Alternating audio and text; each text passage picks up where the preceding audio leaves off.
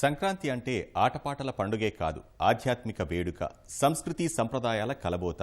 భోగిమంటల వెలుగులు, ముగ్గులు, గాలిపటాల రెపరెపలు, పూజలు, ఉత్సవాలు, ప్రభల తీర్థాలు, ఎక్కడెక్కడో ఉన్న ఆత్మీయుల కలయికలు, పిండి వంటలు, ఒకటా రెండా ఈ విశేషాలకు లెక్కే లేదు. అందుకు తగ్గట్టే ఏడాది సంతోషమంతా ప్రజలు ఈ 3 రోజుల్లోనే గడిపారా అన్నట్లు సాగింది ఈ ఏడాది సంక్రాంతి సందడి.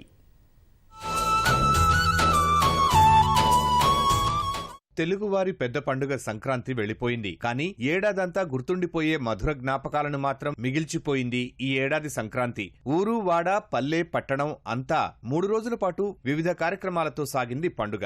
పండుగలో మొదటిదైన భోగి రోజున వేకువజామున ఇళ్ల ముంగిట మంటలు వేశారు. కర్రలు, పిడకలు, పాత వస్తువులు వేసి భోగి మంటలతో సంక్రాంతిని ప్రారంభించారు. సాయంత్రం పిల్లలకు భోగి పళ్లు పోశారు.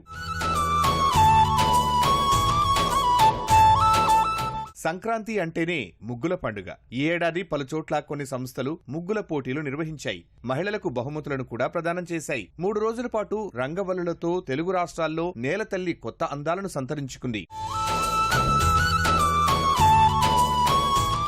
భోగి సందర్భంగా ముఖ్యమంత్రి చంద్రబాబు స్వగ్రామం నారావారిపల్లిలో సంస్కృతి సంప్రదాయాలు భావితరాలకు తెలియజేసేలా ముగ్గుల పోటీలు, క్రీడా పోటీలను నిర్వహించారు. గ్రామంలో మహిళలు వేసిన రంగవల్లులను చంద్రబాబు, ఆయన సతీమణి నారా భువనేశ్వరి, కోడలు బ్రాహ్మణి, నందమూరి కుటుంబ సభ్యులు పరిశీలించారు. ఆకర్షణీయంగా ఉన్న రంగవల్లులకు బహుమతులు అందజేశారు. సంక్రాంతి అంటే ఎక్కడెక్కడో ఆత్మీయుల కలయిక.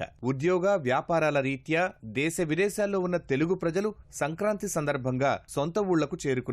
సుదీర్ఘకాలం తర్వాత కలిసిన బంధువులు, స్నేహితులను చూసి భావోద్వేగానికి గురయ్యారు. అంతా కలిసికట్టుగా పండుగ వేడుకల్లో పాల్గొన్నారు. పాత జ్ఞాపకాలను గుర్తు చేసుకున్నారు. కమ్మటి భోజనాలు, పిండి వంటలను వండుకుని సంతోషంగా భోజనాలు చేశారు.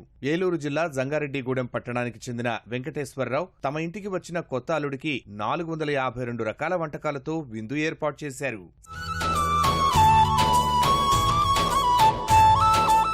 సంక్రాంతి ఉత్సవాల్లో భాగంగా డాక్టర్ బిఆర్ అంబేద్కర్ కోనసీమ జిల్లాలో ప్రభల తీర్థాలు నిర్వహించారు. అంబాజీపేట మండలం జగ్గన్నతోట ప్రభల ఉత్సవానికి అధిక సంఖ్యలో జనం పోటెత్తారు. ఏకాదశ రుద్రులు ఒకే చోట కొలువైన అపురూప దృశ్యాన్ని చూసి తన్మయత్వంతో పులకించారు. కనుమ సందర్భంగా చిత్తూరు జిల్లా రంగంపేటలో జరిగిన పశువుల పండుగకు ప్రజలు భారీగా తరలివచ్చారు. రంకెలు వేస్తూ పరుగులు తీసే కోడెల మెడలకు కట్టిన పలకలను సొంతం చేసుకునేందుకు పోటీ పడ్డారు.